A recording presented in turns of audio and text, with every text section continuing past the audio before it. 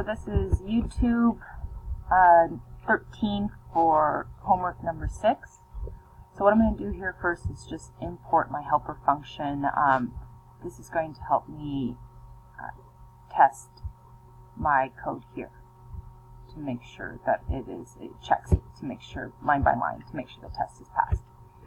So I've just used exactly the equation that our book provides. And then we're trying to find the slope between these two points. So to find, it's m equals y2 minus y1 divided by x2 minus x1. So I've created dx, and I've assigned it to x2 minus x1 and dy to y2 minus y1.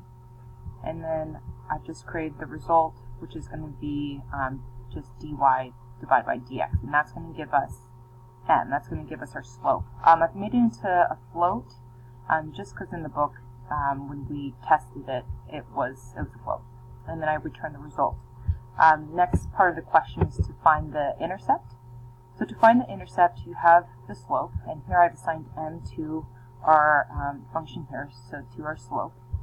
Now to find mx, which is going to be our slope times an x variable, I have mx equal to m times x1 or m times x2, either one.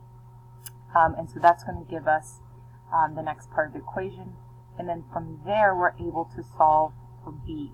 Because for the equation y equals mx plus b, we just plug in, we know what m is, and we plug in x and y. So to find b, we know it's y is going to be one of the points, either y1 or y2, so y1, and then it's going to be minus this mx, and that's going to give us b. So y minus mx or y2 minus mx.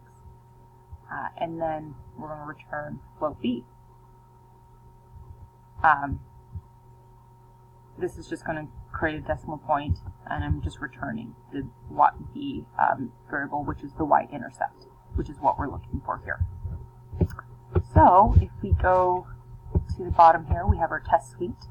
I've plugged in all the things we want to test. So I have our slope function here with the test, and I have our intercept function here with the test here. So if we go ahead and run this, we'll see that everything checks out.